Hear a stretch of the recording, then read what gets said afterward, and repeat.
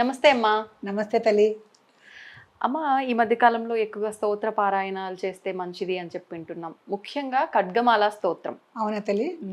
అయితే ఇప్పుడు అమ్మవారికి సంబంధించి లేదు, ఇప్పుడు అష్టకాలు అని స్తోత్రాలు అని స్వామికో అమ్మవారికో సంబంధించి ఎక్కువగా వింటూ ఉంటాం. కానీ ఇప్పుడు లలితా నామాలు అంటాము, ఇట్లా అమ్మవారి పేరుతోటే మొదలయ్యే ఉన్నాయి. అవును. కానీ ఈ పేరు తీసుకుంటే ఖడ్గము అంటే కత్తి అని ఒక అవగాహన.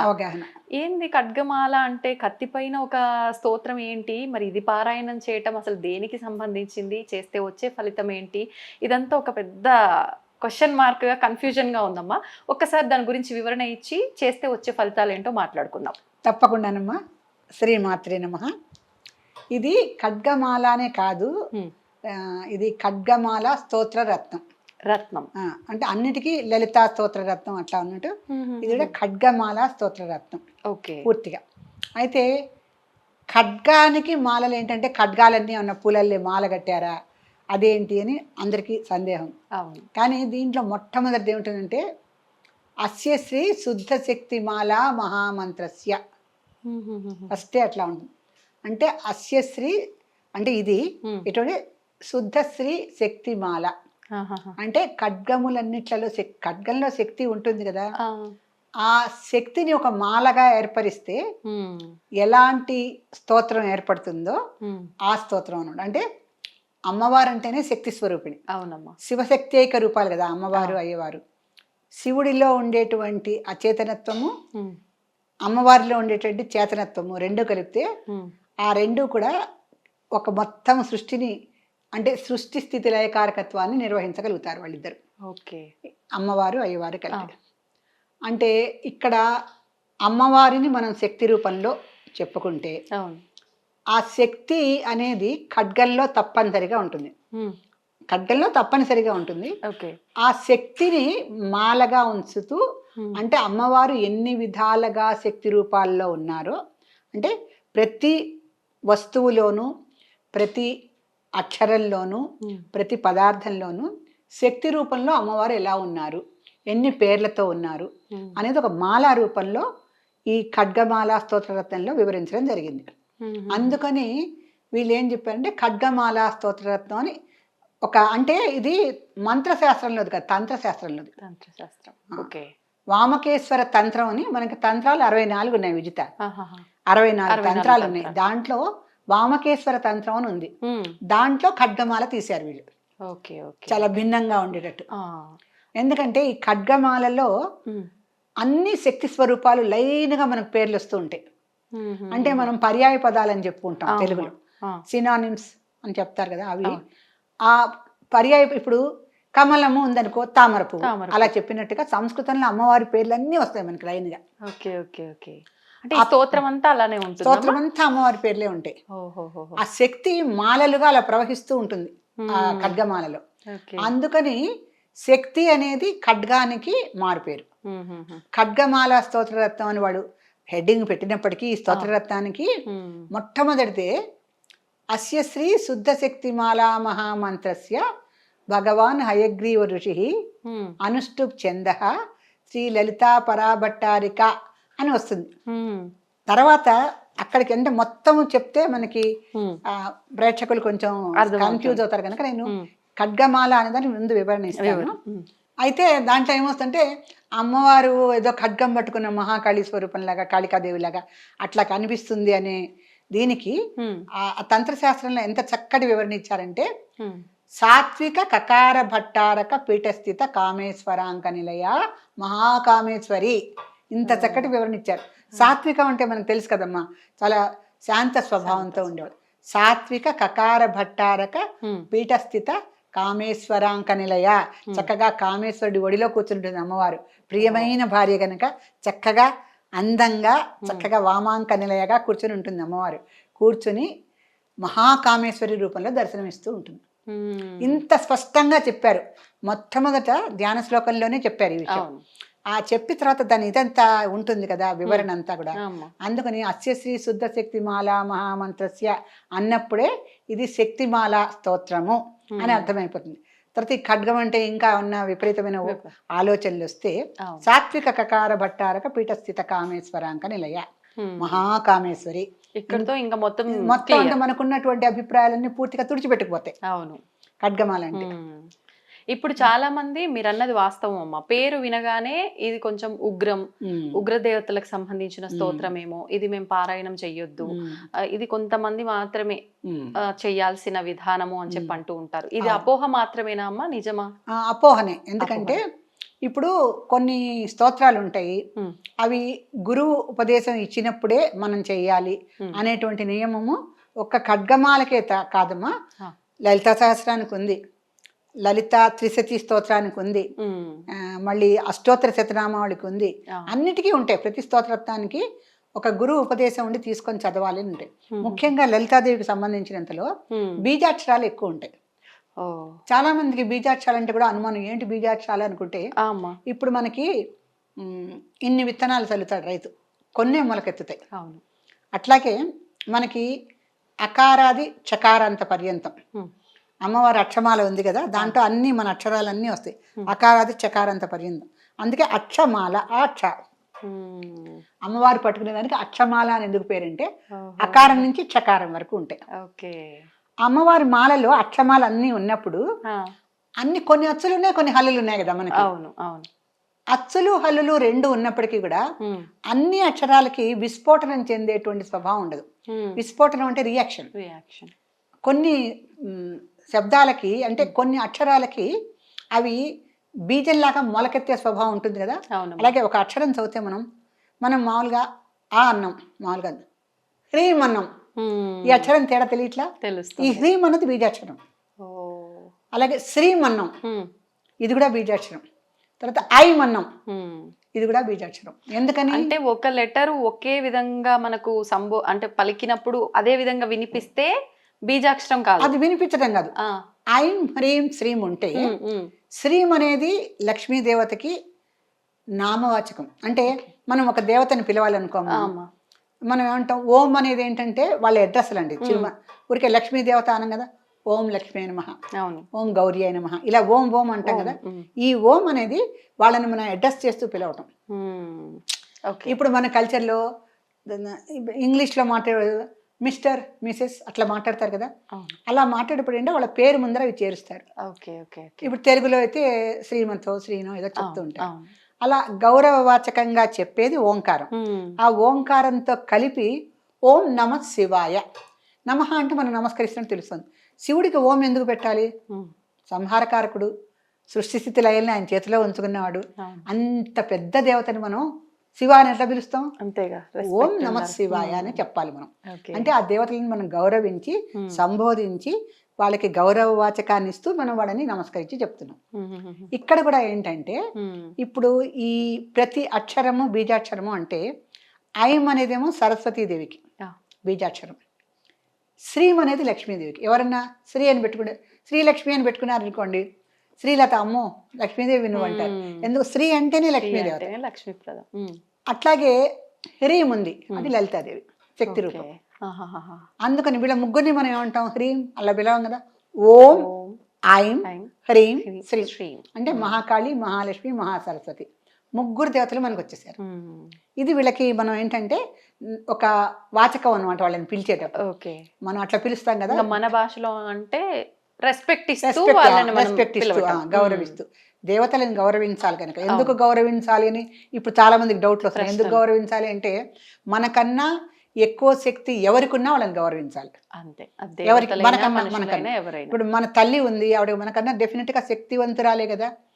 మాతృదేవోభవ అంటే అందరు మాతృదేవతలు అట్లా ఉన్నారని కూడా ప్రశ్నిస్తున్నారు.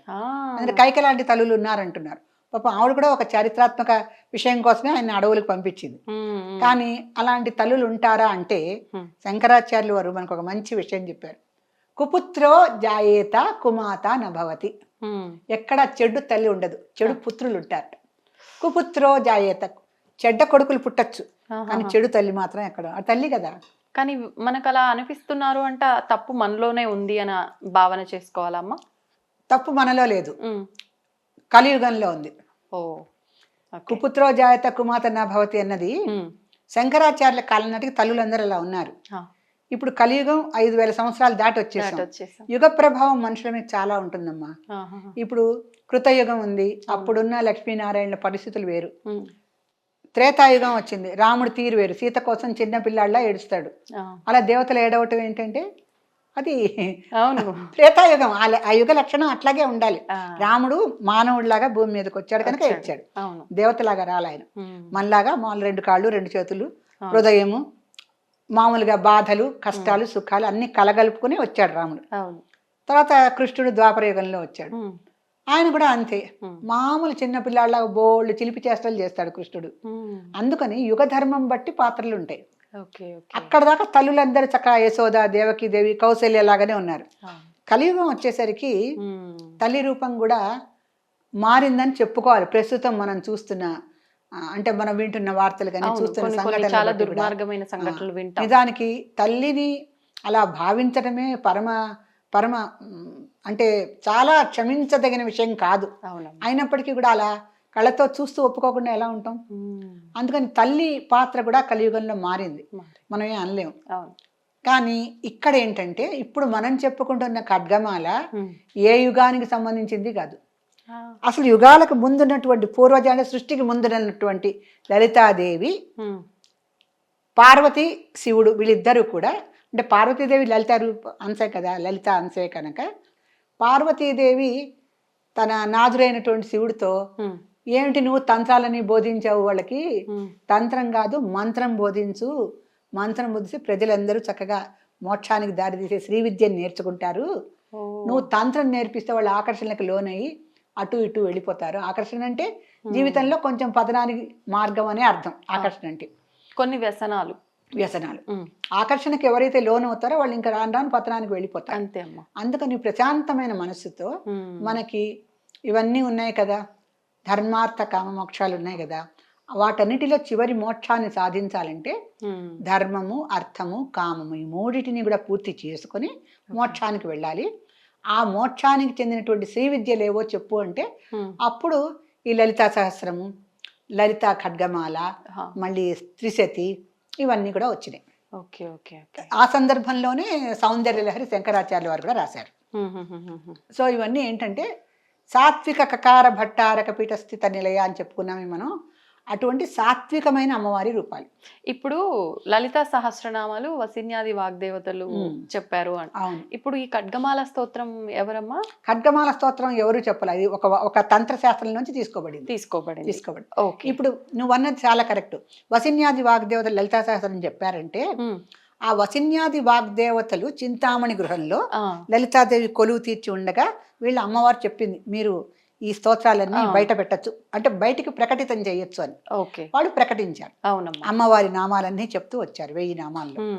ఆ 1000 నామాలు విన్నటువంటి హయగ్రీవుడు, ఆయన విద్యలకి సర్వ విద్యానం ఆధారం సర్వ విద్యానం కదా హయగ్రీవుడు. అటువంటి హయగ్రీవుడు చక్కగా అన్ని ఆకలింపు చేస్తారు. వాళ్ళంతా ఏకసంతగ్రాహులు, వినంగానే వాళ్ళు ఏమి చదువుకొని బైహాట్ చేయగల. అందుకని ఎంత గొప్ప వాళ్ళు ఏకసంతగ్రాహి. వాళ్ళ తపోశక్తి అటువంటిది. మనం కూడా ఇప్పుడు ఏకసంతగ్రాహిని సంపాదించుకోవాలంటే మనం కూడా ధ్యానము మళ్ళీ ఇవన్నీ ఉన్నాయి కదా, ఎన్ని చేసినా యుగ ప్రభావం ఉంటదన్నారు. యుగ ప్రభావం అంటే యుగ ప్రభావాన్ని దాటి వెళ్ళేటువంటి యోగ శాస్త్రం మనకుంది. యుగాన్ని అంటే యుగ ధర్మాన్ని కూడా. మరి ఇప్పుడు కొంతమంది ఉన్నారు కదమ్మా, మహానుభావులు ఉన్నారు కదా మనకి ఇప్పటికీ కూడా ఉన్నారు. వాళ్ళు రమణ మహర్షి ఈ కాలానికి చెందిన వాడే, రామకృష్ణ పరమహంస ఈ కాలానికి, వివేకానందుడు ఈ కాలానికి చెందిన, వీళ్ళందరూ మరి ఈ కలియుగంలో వాళ్లే కదా. యుగ ధర్మాన్ని అంటే యుగ ప్రభావాన్ని నుంచి తప్పించుకొని ముందుకెళ్ళగలిగారు వాళ్ళు. దానికి వాళ్ళు ఏం చేశారు, ధ్యానాన్ని మించిన శక్తివంతమైనది ఏదీ లేదు. ఏ దేవుడినైనా మనం పూజించాలంటే విగ్రహ పూజ, అర్చనలు, స్తోత్రాలు ఇవన్నీ తర్వాత విషయాలు. అన్నిట్లోకి ఉన్నతోన్నతమైనటువంటి పూజా విధానం ఏదంటే అది ధ్యాన మార్గమే. ధ్యానం చేసుకోవడం నయాపైస ఖర్చు పెట్టక్కల్లా, ఒక చిటాకు పూలు తెచ్చుకోకల్లా, ఓ చిటికెడు కుంకం వేయక్కల్లా, కళ్ళు మూసుకొని ధ్యానం చేసుకుంటే నీలో నువ్వు ఏంటో తెలుస్తుంది, నీ ఆత్మ ఏంటో నీకు అన్ని చెబుతూ ఉంటుంది. నువ్వేంటో తెలుసుకోవాలంటే కళ్ళు మూసుకొని ధ్యానంలోకి వెళ్ళాలి. నీకు ఏమైనా కోరికలు కావాలంటే పూలు కుంకుమ పసుపు అని తెచ్చి మన వరలక్ష్మి వ్రతంలాగా అన్ని పూజలు చేసుకోవాలి. అదనమాట. అంటే పూజా విధానంలో కూడా కామ్యాలు ఉంటాయి కొన్ని. అంటే మనకి నిమిత్తము నైమిత్తికము రెండు ఉంటాయి. ఒక కారణంగా మా అబ్బాయి యుఎస్ వెళ్ళాలి, వీసా రావట్లేదు అని అమ్మవారిని ప్రార్థించదు, తప్పులేదు. ఓకే. అలా కాకుండా నాకు మోక్షం కావాలని కూడా మనం ప్రార్థించచ్చు అమ్మవారిని. అవన్నీ ఏంటంటే ఒక నిమిత్తం లేనటువంటి పూజలు అనమాట. సో పర్పస్ లేకుండా చేసేవి. పర్పస్ అంటే మన పర్పస్ మోక్షం అక్కడ ఉంది, కానీ ఇహపరానికి సంబంధించినటువంటి కోరికలు కావాలి. ఓకే, అంటే భౌతిక విషయాలు కావు. ఓకే, భౌతికానికి అతీతంగా ఉన్నవి. అందుకని విజిత నువ్వు ఒక క్వశ్చన్ అడిగా ఉంటే మరి బోల్డ్ వచ్చేస్తున్నాయి విజిత. ఎట్లా అంటే ఇప్పుడు మనము అమ్మవారి దగ్గర మోక్షానికి వెళ్ళాలనుకున్నాం అనుకో, ఎప్పుడు కూడా మన శాస్త్రం 4 విషయాలు చెప్పింది. ముందు సామీప్యం, తర్వాత సాలోక్యం, తర్వాత సారూప్యం, తర్వాత సాయుధ్యం. 4 విషయాలు చెప్పింది. ఎప్పుడు అమ్మవారి దగ్గరగా కూర్చో. ఉపవాసం అంటే అదే అన్నం తినకుండా ఉండటం కాదు, దేవుడికి దగ్గరగా ఉపవసతి దగ్గరలో కూర్చోవాలి దేవుడికి. అంటే ఒక విగ్రహం దగ్గర కూర్చోవచ్చు, ఒక గుళ్ళో కూర్చోవచ్చు, లేదంటే మనం ఎక్కడైనా అమ్మవారిని మన మనసులో ధ్యానం చేస్తూ మూల కూర్చున్నా కూడా అమ్మవారికి దగ్గరలో ఉన్నట్టే లెక్క. తర్వాత ఎప్పుడు సాలోక్యం, అమ్మవారినే చూస్తూ ఉండాలి. అంటే అమ్మవారు అంటే నీకు ఇష్ట దేవతను చూస్తూనే ఉండాలి. తర్వాత నువ్వు ఏ దేవతనైతే దగ్గర ఉండి ఎప్పుడు చూస్తూ ఉంటావో, సామీప్యము సాలోక్యము సాధించావో, సారూప్యాన్ని కూడా సాధిస్తావు నువ్వు. అంటే తనలో కూడా సారూప్యం అంటే మనకు కూడా అమ్మవారి పరాత్పర కళాం శ్రీచక్ర సంచారిణి అమ్మవారు. ఆవిడకున్నటువంటి పరాత్పర కళలు కొన్నన్నా మనకు వస్తాయి. కొంతమందిని చూడగానే ఈవిడికి అమ్మవారిలే ఉంది అనుకుంటాం, అందరినీ చూసి అలా అనిపించదు. అంటే వాళ్ళల్లో ఏదో ఒక రకమైనటువంటి దైవత అంటే దేవతాంశ ఉంటుంది వాళ్ళలో. అందుకని వాళ్ళని చూడడం మనకు అమ్మవారి అన్న భావన కలుగుతుంది. చక్కగా కొంతమందికి ఆ పరాత్పర కళలు కొన్ని సంతరించుకోగలుగుతారు. ఎలా అంటే తదేకంగా అమ్మవారి దగ్గరే కూర్చొని అమ్మవారిని గురించి ఆలోచిస్తూ అమ్మవారినే చూస్తూ ఉంటే అమ్మవారిలాగా అయిపోతాం. అంటే దీనికి ఎగ్జాంపుల్ ఏంటంటే, ఈ గర్భిణీ స్త్రీలని మంచి కృష్ణుడి ఫోటో చూడమంటూ ఉంటారు. అంటే కొడుకు కావాలి అనుకుంటే కృష్ణుడి బొమ్మనే ఎందుకు చూడాలి, వాళ్ళ ఆయన మొహం కూడా చూడొచ్చు కదా అంటే అలా కాదు. మనం సారూప్యం దగ్గరికి నుంచి వచ్చాం కదా, అంటే ఇప్పుడు సామీప్యము సాలోక్యము రెండైనా దగ్గర కూర్చొని తదేకంగా మన ఇష్టదేవతను చూస్తుంటే తర్వాత ఆ ఇష్టదేవతకు ఉన్నటువంటి కళలన్నీ మనకు వస్తాయి. ఇది ఎలా వస్తాయి అని ఎవరికైనా సందేహం వస్తే, మన భాగవతంలో శ్రీకృష్ణుడి యొక్క అంటే దశమ స్కందంలో భాగవతంలో ఈ శ్రీకృష్ణుడి యొక్క బాల్య చేష్టలన్నీ ఉన్నాయి. దాన్ని ఎక్కువగా గర్భిణీ స్త్రీలకు ఎదురుకు వినిపించేవారు. చదువుకోవటం వాళ్ళకి వీలుగా ఉంటే వాళ్ళే చదువుకున్నారు. మరి భాగవతంలో దశమస్కందంలో శ్రీకృష్ణుడినే ఎందుకు చదవాలి అంటే, ఆ శ్రీకృష్ణుడి గురించి వింటూ ఆలోచిస్తూ ఉంటే అలాంటి చక్కటి ముద్దులోలికే చేతవెన్న ముద్ద చెంగల్వ పూదండ దశలో చక్కటి కొడుకు పుడతాడని. అందుకని అంత ముద్దుగా ఉన్న కొడుకు పుట్టాలి అంటే వాళ్ళ గురించి ఆలోచిస్తూ ఉండాలి. అలాగే పుట్టాడు కదా, మరి అలాగే పుట్టిన వాళ్ళు ఉన్నారు కదా. ఇప్పుడు కూడా చాలా మటుకు ప్రెగ్నెంట్ విమెన్ బెడ్రూమ్ లో మంచి ఫొటోస్ పెట్టే ఉంచుతారు అందరూ, ఏవి భయంకరమైనవి లేకుండా. అంటే వాళ్ళ మనస్సు ఎంత సంతోషంగా ఉండి దేని గురించి ఆలోచిస్తుందో వాళ్ళ యొక్క శిశువు కూడా అలాగే పుడతాడు అనేటువంటి నమ్మకం కాదు, అది నిరూపింపబడిన సత్యం. అది నిరూపింపబడింది ప్రహ్లాదుడు అట్లా. అందుకని ఏ రకంగా అయితే మనము ఆలోచిస్తామో అలాంటి ప్రసవమే జరుగుతున్నప్పుడు ఎవరి గురించి అయితే ఆలోచిస్తూ వాళ్ళ దగ్గరే మనం ఉంటే వాళ్ళ కళలు మనకు ఎందుకు రావు, వస్తాయి. ఇది నిరూపింపబడిన సత్యం. ఎందుకని ఎప్పుడైతే సాలోక్యము సామీప్యం ఉందో సారూప్యం కూడా వస్తుంది అనేది చక్కగా మనకు ప్రూవ్ అయిపోయింది. ఈ సారూప్యం వరకు వచ్చాక సాయుధ్యం ఒకటే కొంచెం కష్టం. ఈ అమ్మవారి కళలు తనలో తెచ్చుకోగలిగినంత శక్తి ఏ స్త్రీకి అయితే వస్తుందో తర్వాత వాళ్ళు ఇంకా వేరే ఏ ఆకర్షణలకి లోనవరు. వాళ్ళు ఎప్పుడు అమ్మవారి దగ్గరికి వెళ్దామా, అమ్మవారు అంటే అమ్మేగా, మనకి ఎంత పెద్ద అయినా అమ్మ పిలిస్తే ఉండబుద్ధి వస్తుంది, ఎక్కడైనా వెళ్ళిపోతాం.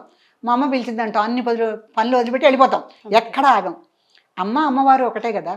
అమ్మవారి దగ్గరికి వెళ్ళాలని కోరికే కలగాలే గాని ఇంకా ఏవి ఆలోచించారు. అందులో అమ్మవారి సారూప్యం వచ్చేసింది కదా, ఇంకా ఆవిడ దగ్గరికే వెళ్దాం అన్నటువంటి ఆ యొక్క కోరికతో సాయుధ్యానికి చేరుకుంటారు.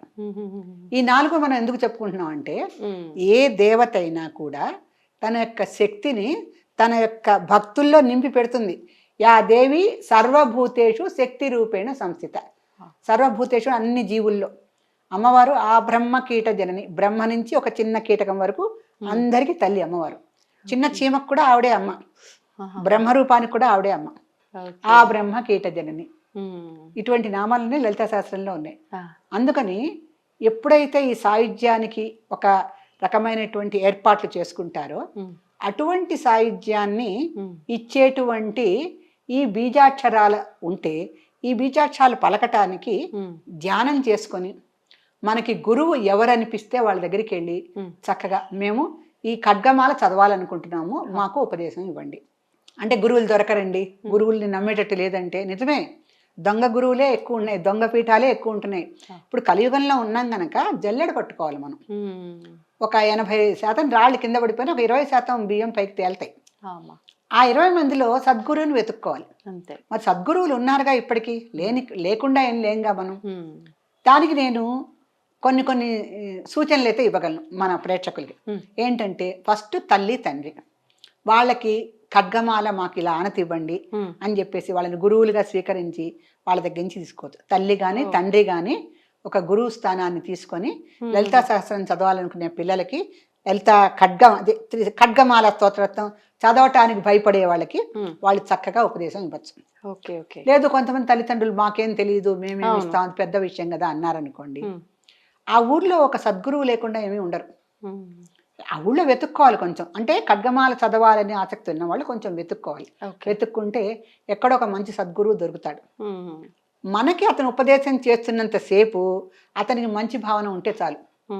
తర్వాత అతను ఏదైనా పేపర్లో ఏదైనా వచ్చింది అతని గురించి మనకెందుకు, మనకి ఉపదేశం ఇచ్చినప్పుడు బాగానే ఉన్నాడుగా, మన ఒక మంచి భక్తురాలిగా చూశాడుగా, అక్కడికి చాలు. అంటే ఈ రోజుల్లో ఇటువంటి కాంప్రమైజింగ్ స్టేజ్ రాకపోతే దేన్ని సాధించలేము. మనం సాధించాలనుకుంటే కొంత వ్యక్తుల్ని చూసి వదిలేయాలి. అందరిలో బలహీనతలు ఉంటాయి, వీళ్ళలోనూ ఉన్నాయి. మనతో బాగానే ఉన్నాడు కదా ఆ టైంకి అని స్త్రీ అన్న భావంతో చూడండి, ప్రతి పురుషుడు మంచివాడేనమ్మా నా దృష్టిలో. అంటే మనం వెళ్ళాం ఒక పని మీద వాళ్ళ దగ్గరికి, మనం ఆ పనికి వెళ్ళామని ఆ పని గురించి ఆలోచించి మనకి ఆ పని సానుకూల పడేట్టుగా చేస్తే చాలు. స్త్రీ అన్న భావం అతనిలో ఏర్పడ్డప్పుడు మనం దూరంగా ఉండటమే జరుగుతుంది. అలాగే ఒక ఉపదేశం తీసుకోవాలని మనం వెళ్తున్నాం, ఆ ఉపదేశం ఇచ్చే అతన్ని సద్గురువును మనం నమ్మాము, అతను ఇచ్చిన ఉపదేశాన్ని తీసుకొని అక్కడికి మన పని అయిపోయింది, మన ఇంటికి వెళ్ళి మనం పారాయణ చేసుకుంటాం. అలా సద్గురువుల మీద కూడా మనకి సాభిప్రాయం లేదు, ఎందుకు వచ్చింది వీళ్ళకి బుద్ధులు సరిగ్గా లేవని రేపు పొద్దున పేపర్లో పడుతుందేమో అనుమానం వచ్చి అనుమానంతో ఏం వెళ్తాం. అందుకని ఏం చేయాలి, ఒక పౌరోహిత్యం చేసేవాడు వస్తారు, ఏదో సత్యనామతం చేయించుకుంటాం, ఏదో గృహప్రవేశమో పెళ్ళో అవుతుంది, ఒక పౌరోహిత్యం చేసేటువంటి బ్రాహ్మణుడు వస్తాడు, అతని దగ్గర కూడా మనం ఉపదేశం తీసుకోవచ్చు. అందుకని అంటే అతను స్మార్త కర్మలు చేయిస్తున్నాడుగా. పురోహితుడు ఏంటంటే పురహ అంటే ముందు, హితము అంటే మంచి, మనం ముందు మంచిని చూపించేవాడే పురోహితుడు. అంతే. అందుకని మనకు మంచి చూపించేటువంటి ఒక వ్యక్తిని, నాయనా నాకు ఈ లలిత సహస్రాన్ని ఆదేశం ఇవ్వు, లేదంటే ఖడ్గమాల స్తోత్రతను నేను చదవాలనుకుంటున్నాను, నాకు ఉపదేశించు అని చెప్పినా ఏమీ తప్పులేదు. అంటే ఉపదేశం లేదే ఎవరి పాటికి వాళ్ళు పుస్తకాలు కొనుక్కొచ్చుకొని చేసుకోకూడదమ్మా? ఆ పాయింట్ కూడా వస్తా. నా మటుకు నాకెవ్వరు ఉపదేశం ఇవ్వలే. నేను చాలా స్కూల్ పిల్లగా ఉన్న రోజుల్లోనే మా నాన్నగారు, మా ఇంట్లో బంగారు శ్రీచక్రం ఉండేది. మా నాన్నగారు ఫస్ట్ నవరాత్రుల్లో మా అందరినీ, మా అమ్మ, మా మరదళ్ళు, మా అక్క చెల్లి అందరం చుట్టూ కూర్చుని ఉంటే మా నాన్నగారు ముందు సంకల్పము, మామూలుగా గణపతి ధ్యానము ఇవన్నీ అయిపోగానే ఖడ్గమాల మొదలు పెట్టండి, అందరూ ఎర్రటి గులాబీ పూలు తీసుకోండి అని చెప్పేవారు. అప్పటి నుంచి ఖడ్గమాల నేను చదువుతూనే ఉన్నా. అంటే నేను స్కూల్కి వెళ్ళే పిల్లగా ఉన్నప్పటికీ ఈ రోజు వరకు నాకు ఏమీ జరగలేదు, మంచి జరిగిందంతా. నేను చక్కగా సంస్కృతం చదువుకున్నాను, ప్రొఫెసర్ని అయ్యా, పిల్లలకి పెళ్లిళ్ళు చేశా, ఆనందంగా ఓ ఇంట్లో ఉంటున్నా. ఇంతకన్నా ఏం కావాలమ్మా? అవునమ్మా, చాలు కదా మనకి ఇంతవరకు. నిజం. అంటే ఏదో సామెత చెప్పినట్టు విశ్వనాథ సత్యనారాయణ ఒక మాట, అన్నపానాలకి వారి లోటు లేదు అని రాస్తుంటాడు ప్రతి నవలలో. అలాగే అన్నపానాలకి లోటు లేని జీవితం ఉంటే చాలు, పెద్ద పెద్ద గొంతెమ్మ కోరికలు అక్కర్లేదు. అలా మా తండ్రే మాకు గురువుగా ఖడ్గమాల పూజలు చేయించడం మాకు నోటికి వచ్చేసింది. అట్లాగే తర్వాత ఖడ్గమాల అయిన తర్వాత లలితా సహస్రం చేయించేవారు, తర్వాత అష్టోత్తరం గులాబీ పూలతో చేసేవాళ్ళం. అట్లా పూజా విధానాన్ని మాకు ఆయన అలవాటు చేశారు. అప్పుడు గురువుపదేశం తీసుకోవాలి, మీరందరూ వేరే గోత్రం, మేమందరం పెళ్లిళ్ళు అయిపోయిన పిల్లలం, మరి మా నాన్నగారి గోత్రం వేరు మాది వేరు, నేను ఇవ్వకూడదు ఇవ్వచ్చు ఇవేమీ మాకు నేర్పించలే. అంటే దేవుడు అంటే ఒక చక్కటి గురి, ఒక అవగాహన ఉండాలి ముందు దేవుడు అంటే. ఎందుకంటే యా దేవి సర్వభూతేషు స్త్రీ రూపేణ సంస్థిత, యా దేవి సర్వభూతేషు శక్తి రూపేణ సంస్థిత, యా దేవి సర్వభూతేషు స్త్రీ జాతి రూపేణ సంస్థిత. ఇంకేం కావాలమ్మా ఈ మంత్రాల కన్నా? అంతే. స్త్రీ జాతిలో ఉంది, స్త్రీగా ఉంది, శక్తిలో ఉంది. శక్తిలో ఉంది. అందుకని అమ్మవారు ఇన్ని చోట్ల ఇంత వివరంగా మనకు చెప్తుంటే మనం అంటే అనవసరమైన అపోహలు కల్పించుకొని దేవుళ్ళకి దూరం అవ్వకూడదు. దేవతా స్తోత్రాలకు కూడా అయ్యో చదవచ్చా చదవకూడదా, నీకు మనస్సు చిత్తశుద్ధి ఉండి నమ్మకంతో చేసుకుంటే ఏదైనా ఫలిస్తుంది. ఇప్పుడు ఈ మధ్యకాలంలో సరే ఇంకా ఇప్పుడు మీ ఉదాహరణ కూడా చెప్పారు, నేను అలా ఉపదేశం తీసుకోలేదు, నాకు అనిపించింది, అలా ఫాలో అవుతూ వచ్చిన. నేను అట్లానే చేద్దాం అనుకునే లోపు ఎవరో ఒకరు వస్తారు, అయ్యో అట్లా ఎట్లా చేస్తున్నావు, అట్లా నియమాలు పాటించాలి, ఇది ఇలా నిష్టగా చేయాలంట అంటారు. అప్పుడు ఒక శంక మనసులో మళ్ళీ అయ్యో. అంటే మన ఆత్మవిశ్వాసం అయితే పెట్టుకోవాలి దీంట్లో. మన మీద మనకు నమ్మకం ఉందనుకో ఎవ్వరేం చేయలేరు, ఎవ్వరేం చేయలేరు. మనం అంటే దేవుడి విషయంలో ఇప్పుడు గుళ్ళకి వెళ్తామమ్మా, మనకి అక్కడ ఏం ధ్యాస నిలుస్తుంది చెప్పమ్మా? గుళ్ళకి వెళ్తే అది ఫ్యాషన్ పీరియడ్ లా తయారైంది. కోరికల పుట్టలు అక్కడ 108 ప్రదక్షిణాలు చేసేవారు, 21 ప్రదక్షిణాలు చేసేవారు. అదేంటో ఎక్సర్సైజ్ లాగా గేరా గేరా గేరా తిరుగుతూనే ఉంటారు. అసలు ప్రదక్షిణలు అంత ఫాస్ట్ గా శటకోపం పెట్టడానికి బ్రాహ్మణికి టైం ఉండదు. మనకి కొడతాడో తీసేస్తాడో ఏం చేస్తాడో తెలియదు. గుడికి వెళ్ళాము అంటే అదొక ఎక్సర్సైజ్ అయిపోయింది. అందుకని అక్కడ దేవతా భావన రావటల్లా. మన ఇంట్లో మనం కూర్చొని మన ఇంట్లో ఒక చిన్న విగ్రహమో లేకపోతే పటమో పెట్టుకొని మనం ధ్యానం చేసుకున్నాం అనుకోండి, ఆ ఏ శక్తి మనకి అపోహలని సృష్టించదు. ఎవరు చెప్పినా మనకు అది ఎక్కదు. నాకు తెలుసు, మా ఫ్రెండ్ ఒక అమ్మాయి ఉంది, మా అమ్మవారు నేను ఏం పెట్టినా తింటుంది అంటుంది. ఎందుకంటే ఒక రోజు ఆ అమ్మాయి మంచిగా అన్నంతో పాటు నైవేద్యం పెడుతుంది, ఒక రోజు కుదరదు, ఇంట యాపిల్ కాయ ఉంటే అదే పెట్టి వెళ్ళిపోతుంది. రోజు నైవేద్యం పెట్టాలి కదా దేవుడికి, అన్నం వండి అని ఎవరన్నా అంటే మా అమ్మవారు ఏది పెడితే అది తింటుంది అంటుంది. ఆ అమ్మాయి ఇప్పుడు హాయిగా చక్కగా ఉంది. నమ్మకం అంటే ఆ నమ్మకం ఆత్మవిశ్వాసం ఉండాలి. దేవతల మీద రకరకాల ప్రచారాలు, రకరకాల అపోహలు, అపనమ్మకాలు కల్పించుకొని దేవతలకు దూరం అవ్వకూడదు. మన మీద మనకు నమ్మకం ఉంటే దేవతల మీద కూడా ఆటోమేటిక్గా నమ్మకం ఏర్పడుతుంది. ఎందుకంటే మన మీద మనకు నమ్మకం ఎప్పుడు ఏర్పడుతుందంటే దేవతల పట్ల ఒక అవగాహన ఏర్పడాలి మనకి. అప్పుడు అవగాహన ఎలా ఏర్పడుతుంది అడుగు నన్ను విజిత. అవగాహన ఎలా ఏర్పడుతుందంటే మన శాస్త్రాలు చదవాలి, మన సంస్కృతంలో ఉండని తెలుగులో ఉండని ఒక విషయాన్ని నువ్వు తెలుసుకోవాలనే ఉత్సాహం నీకు ఉండాలి. కరెక్ట్ అమ్మా. ఇప్పుడు ఎన్నో విషయాలు తెలుసుకుంటున్నారు. ఇప్పుడు ఉన్న టెక్నాలజీ వరల్డ్ లో ఎన్ని విషయాలు కష్టపడి నేర్చుకుంటున్నారు, ఎన్ని గంటల సేపు ల్యాప్టాప్ల ముందర నుంచి ఎన్ని కొత్త కొత్త విషయాలు కనిపెడుతున్నారు, కనుక్కోగలుగుతున్నారు, చేస్తున్నారు. ఇన్ని చేసినప్పుడు ఒక దేవుడి గురించి ఒక గంట సేపు మనం రీసెర్చ్ చేయలేమా? అవగాహన ఏర్పరచుకోలేమా? ఉండాలి కదా. అంటే మేము ఖడ్గమాల చదవకూడదని భయపడే బదులు ఖడ్గమాల చదవాలి అనే పట్టుదల ఎందుకు రావట్లే వాళ్ళకి? వచ్చినప్పుడు అవగాహన ఏర్పడుతుంది, ఆత్మవిశ్వాసం ఏర్పడుతుంది, అనుకున్న పని చేయగలుగుతారు.